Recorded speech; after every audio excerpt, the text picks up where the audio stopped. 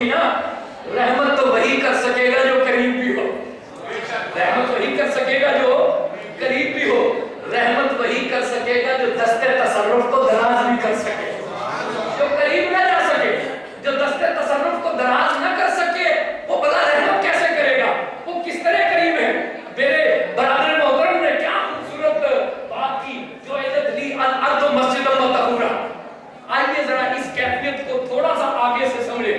جی دیکھیے، ہم نماز پڑھتے ہیں، نماز میں عین نماز میں ہم اللہ کے حضور حاضر ہیں، اس کی کبریائی کا ترانہ بلند کرتے ہیں، اس کے کلام کی تلاوت کرتے ہیں، اس کے حضور میں سجدہ ریز ہو جاتے ہیں۔ سجدہ کر لینا بندگی کی معراج ہے۔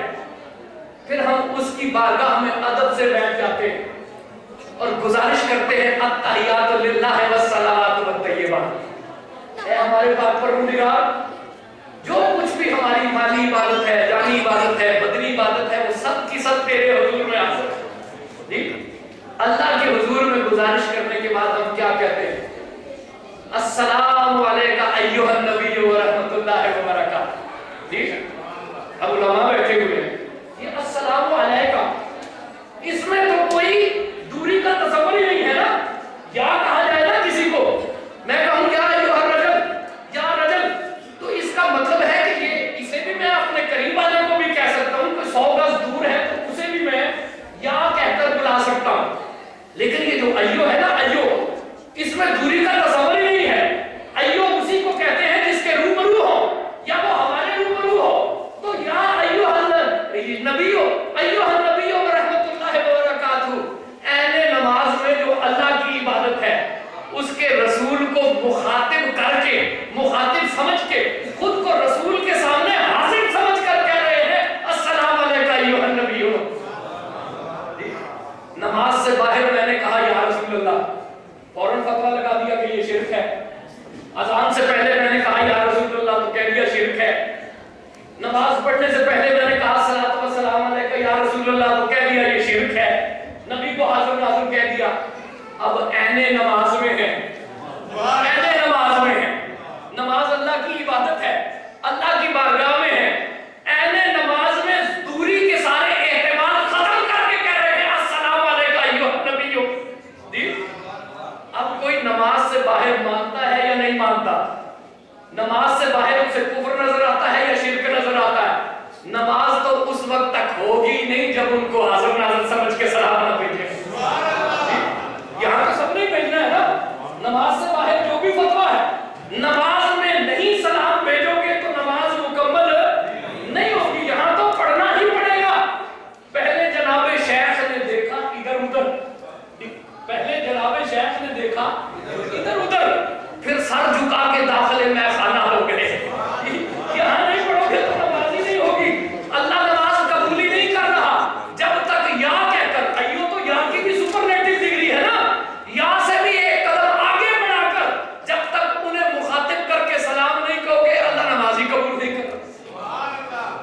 اب یہ عین نماز میں اللہ کے محبوب کو پکار رہے ہیں، یہ کیا ماجرا ہے؟ امام غزالی سے پوچھو، جلال الدین سیوطی سے پوچھو، ملا علی قاری سے پوچھو کہ یہ عین نماز میں حضور پہ سلام کیوں ہے؟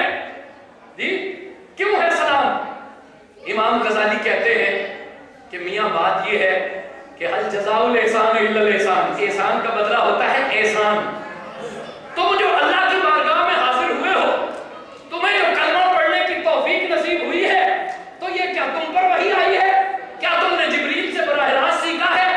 یہ جو تمہیں ایمان کی حلاوت نصیب ہوئی ہے، یہ جو تمہیں نماز پڑھنے کی سعادت نصیب ہوئی ہے، یہ جو بندگی کی توفیق ارزانی ہوئی ہے، تو اس لیے کہ قبلی والے نے تمہارا ہاتھ پکڑا ہے۔ اگر رسول اللہ تمہیں نماز نہ پڑھاتے، رسول اللہ تمہیں اللہ کی بارگاہ تک لے کر نہ آتے، تو تم کبھی بھی اللہ کی بارگاہ میں نہ آ سکتے۔ تم اللہ کی بارگاہ میں آئے ہو محبوب کے وسیلے سے، اب جس کے وسیلے سے آئے ہو اس پر بھی سلام بھیجو۔ مخاطب کر کے کیوں سلام بھیجیں؟ اس لیے کہ فَإِذَا الْحَبِيبُ فِي حَرَمِ الْحَبِيبِ حَاضِرٌ۔ غزالی کہتے ہیں کہ مخاطب اس لیے کرو کہ یہ محبوب کبھی بھی اللہ کی بارگاہ سے جدا ہوتا ہی نہیں ہے۔ تم اللہ کی بارگاہ میں حاضر ہو، لیکن یہ محبوب تم سے پہلے اللہ کی بارگاہ میں جدا ہوتا ہی نہیں ہے. یہ اللہ کی بارگاہ سے جدا ہو جائے تو تم اس بارگاہ میں پہنچ ہی نہیں سکتے. یہ اللہ کی بارگاہ میں حاضر رہتا ہے تو تم بھی حاضری کی توفیق سے سعادت اندوز ہوتے ہو. یہ ہر وقت اللہ کی بارگاہ میں حاضر ہے، اس لیے ان پہ سلام پڑھو. اب میرے بھائی نے جو حدیث پڑھی اس پہ ذرا غور کریں. جو لی الارض مسجدا وطہورا، یہ جو اللہ کی بارگاہ ہے نا، یہ محمد مصطفیٰ کی جلوہ گاہ بھی ہے. جو اللہ کی بارگاہ ہے وہ محمد مصطفیٰ کی جلوہ گاہ بھی ہے. یہ اللہ کی بارگاہ ہے کہاں؟ کیا عرش اللہ کی بارگاہ تک محدود، اللہ کی بارگاہ عرش تک محدود ہے؟ کیا وہ بیت معمور تک محدود ہے؟ کیا اللہ کی بارگاہ صرف بیت اللہ ہے؟ کیا اللہ کی بارگاہ صرف مسجدیں ہیں؟ نہیں. جو لی الارض مسجدا وطہورا، مومن جس جگہ بھی سر نیاز جھکا دے گا وہی اللہ کی بارگاہ. مومن زمین کے جس ٹکڑے میں سر رکھ دے گا وہی اللہ کی بارگاہ، اور جہاں اللہ کی بارگاہ ہے وہی محمد مصطفیٰ کی جلوہ گاہ.